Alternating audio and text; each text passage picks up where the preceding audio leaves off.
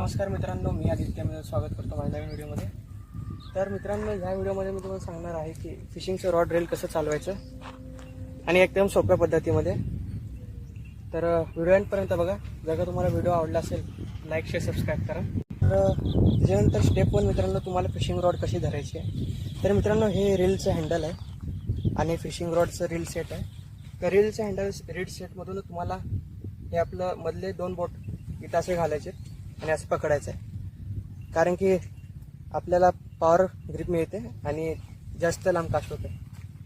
त्यानंतर आपल्याला फिशिंग रीलमधून ही line pass करायची आहे गाईडमधनं, हे बघू शकता. आणि गाईडच्या शेवटी तुम्हाला म्हणजे लाईनच्या शेवटी तुम्हाला कोणते लुअर नाहीतर असं फ्लोटर टाईप काढून घ्यायचं, जर का छोटे मासे पकड असं.